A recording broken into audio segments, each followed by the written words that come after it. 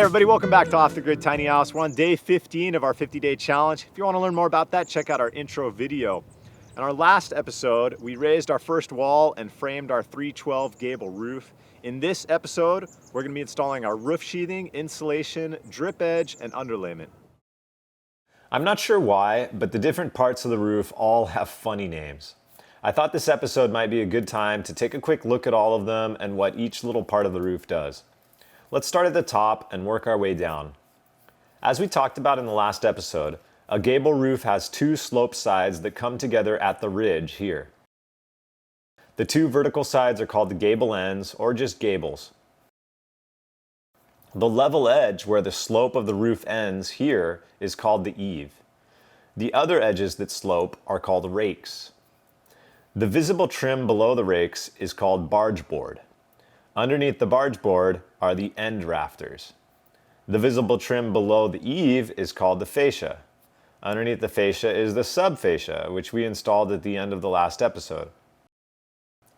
The area between the fascia and the wall is called the soffit. The area between the ceiling and the ridge of the roof is called the attic. There are even more funny parts like cornice, dormer, and more, but I'm not incorporating any of these elements into the tiny house design, so we'll skip them for now. Now that you know the parts of the roof, let's talk a little bit about insulating it. The insulation for a roof can be installed between the roof sheathing and roofing, but it is far more popular to put it in the attic. Attics can be vented or unvented. While a vented attic is the safest and cheapest way to go, it is nearly impossible to do with a cathedral ceiling.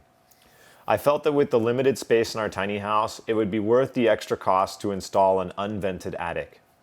I designed the unvented attic for the tiny house using the guidelines on Green Building Advisor. Green Building Advisor is one of the best resources I know of for building a safe, durable, and efficient home, whether it is tiny or enormous. As you see here, this detail calls for insulation both inside the attic and between two layers of roof sheathing. This will eliminate thermal bridging in the rafters. Hot air rises, so one of the best ways we can keep our tiny house nice and warm is to make sure the attic has plenty of insulation. Let's take a quick overview of what we hope to accomplish today.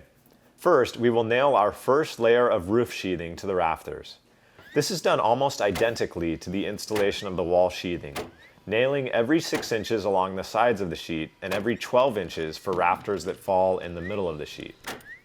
Next, we will glue down a layer of 2-inch Polyiso cyanurate foam insulation to this sheathing.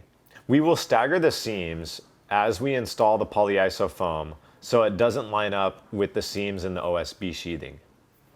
On top of the foam, we will install another layer of OSB sheathing. This will protect the foam and be a much stronger attachment point for our roof shingles than the foam. Next, we will install aluminum drip edge to the eave of the wall. Drip edge catches the water running down the roof and conducts it away from the walls.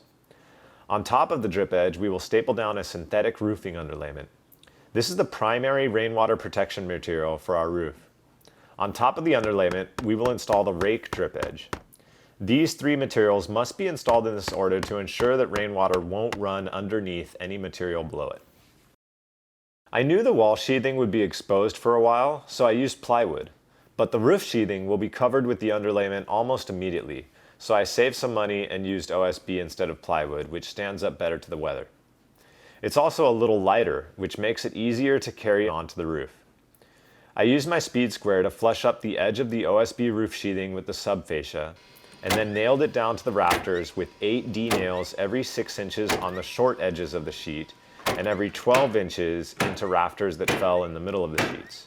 I used an airtight flashing tape to tape the seams between the sheets of OSB. It's extremely important to ensure the sheathing is airtight to prevent condensation in the rafter base. I won't go into too much detail on that because we already covered it in depth in episode 5. With the OSB all nailed down, I used the same urethane adhesive to glue down a layer of 2-inch Polyiso foam on top of it. Since we start at the bottom with the sheathing, we're going to start at the top with the foam. That way the joints are staggered. It's going to help us with our air sealing and strength. Polyiso foam is more expensive than the EPS foam I used in the subfloor, but it also has a higher R value. although it can lose this extra rating if used in extremely cold temperatures. I put extra insulation in the subfloor, so there was no need to use the more expensive Polyiso to get the higher R value in the subfloor. However, on the roof, space is at a premium, so it was worth the extra money to use Polyiso and get a little higher R value. I used the same tape to tape the seams in the foam, just to get a little secondary air control barrier there. And then I used long 5-inch screws to attach a second layer of OSB roof sheathing through the foam, through the first layer of sheathing, and into the rafters.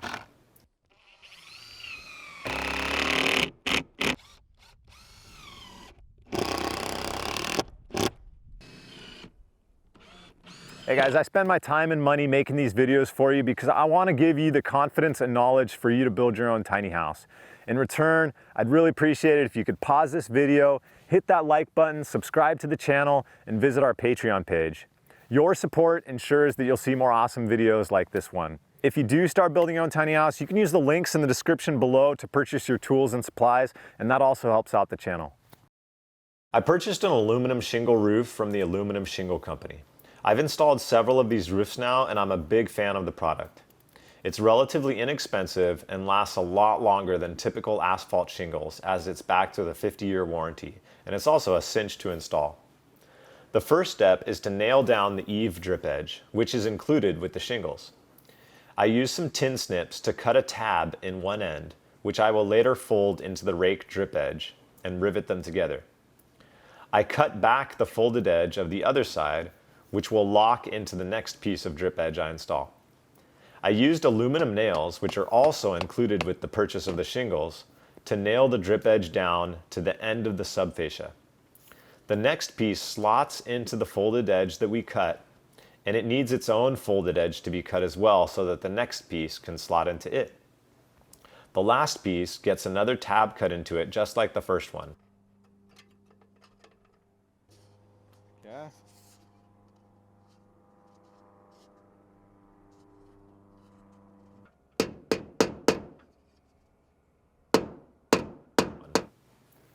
I completed the process for the opposite slope of the roof and then unrolled some underlayment across the roof deck. I used cap nails to nail the underlayment to the sheathing, making sure not to let it wrinkle. These are called cap nails. Do a really good job for stuff that's gonna try and blow away on you, because this big old cap holds down, whereas if you just had this tiny little nail, that wind could blow it right out. After putting a layer of underlayment on each side of the roof, I laid out one more layer across the ridge and nailed it down over the top of the previous layers. The rake drip edge installs just the same as the eave drip edge, with a little tab cut into the end to fold the next piece into it. To secure the end, we make a hole and add a rivet. This will tie both drip edges together.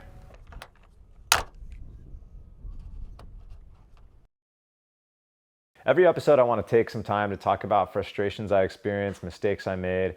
And this episode, I had a problem with ordering some materials. And one of the things about green building, making a nice, tight, air-sealed, tiny house like we're doing here is the materials can be really hard to find. Big box stores don't carry them. Even contractor stores don't carry them because a lot of builders just don't use them. So finding stuff can be a pain. There's a lot of stuff on Amazon. That's where I got the tape for this last episode. However, the thing about Amazon is sometimes things are a little late, and you know, this was no exception. I ordered some special air sealing tape. It didn't come when I wanted to install it, and so I had to use a different product that I probably wasn't as good. So, you know, always try and order things in advance and make sure that if there's a material that's hard to find, get it early. In our next episode, we'll be installing the aluminum shingles to our roof. I think it's a really cool product. I've used it several times in the past, and it's got a lot of details to the installation, but hopefully I'll be able to cover everything really well for you. I hope you can all join me in our next episode as I install the aluminum shingles.